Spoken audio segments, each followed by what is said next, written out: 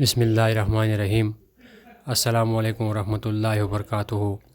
جی ہاں ناظرین، ہمارے پڑوسی ملک بھارت سے آئی ہوئی یہ خبر اس ٹائم سوشل میڈیا پہ بڑی تیزی سے وائرل ہو رہی ہے۔ دنیا کے کونے کونے میں اس ٹائم اس خبر کو بڑی حیرت سے اور بڑے دکھ سے دیکھا جا رہا ہے۔ لوگ اس کو دیکھتے بھی ہیں اور شیئر بھی کر رہے ہیں۔ آپ کو بتاتے چلے، ہمارے پڑوسی ملک بھارت کے ریاست راجستھان کے اجمیر کی جو درگاہ ہے خواجہ معین الدین چشتی، جو بہت زیادہ مشہور ہے، اور یہ خواجہ غریب نواز کے نام سے جو درگاہ مشہور ہے، اس درگاہ کے بارے میں آج کل سوشل میڈیا پہ بڑے عجیب و غریب خبریں آ رہی ہیں۔ آپ کو پتہ چلے، وہاں کے جو گدی نشین ہیں سید نصیر الدین، ان کا یہ دعویٰ ہے، ان کا یہ کہنا ہے کہ یہ یہاں کے ایک ہندو تنظیم نے اس وقت یہاں کی عدالت میں ایک درخواست دائر کی ہے۔ ان کا یہ ماننا ہے کہ یہ جہاں پہ یہ درگاہ شریف ہے، وہ یہ جگہ ایک ہمارے مہادیو مندر تھا اس جگہ پہ پہلے، اس کے بعد یہاں پہ یہ درگاہ تعمیر کی گئی ہے، اور وہ اس بات کو لے کے عدالت پہ پہنچ گئے۔ اور اس ہندو تنظیم کا یہ بھی کہنا ہے کہ یہ ہمارے مہادیو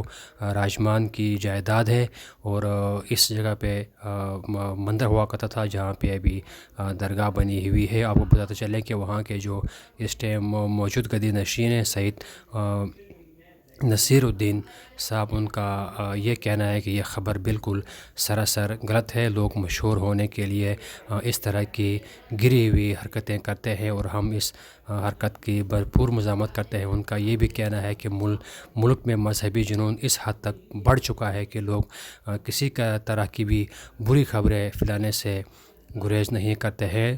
اور خواجہ نصیر الدین چشتی صاحب کا یہ بھی کہنا ہے کہ یہ لوگ مقبولیت کے لیے اس طرح مقدس مقامات پہ کیچڑ اچھالتے ہیں، انگلی اٹھاتے ہیں، حالانکہ ہندوستان کے ہر دور میں جو بھی بادشاہ گزرا ہے، جو بھی وہاں پہ راجہ مہاراجہ تھا، ان کے دور میں اس درگاہ کو بڑی عزت اور بڑی قدر و قیمت سے دیکھا گیا ہے، اور آج تک اتنے عرصے میں کسی نے اس کے بارے میں انگلی نہیں اٹھائی۔ اور آج کل جو ہندو تنظیم نے جو درخواست دائر کی ہے، اس کی ہم بھرپور مذمت کرتے ہیں، اور اس طرح کے لوگ جو شر پسند عناصر ہیں، شر پھیلانا چاہتے ہیں، اور حکومت کو چاہیے کہ اس طرح کے لوگوں کو کنٹرول کریں تاکہ ملک میں جو حالات ٹھیک رہیں، ملک میں کسی قسم کی ہنگامہ آرائی نہ ہو۔ اللہ رب العزت تمام درگاہ کی حفاظت فرمائے، آمین۔ السلام علیکم ورحمۃ اللہ۔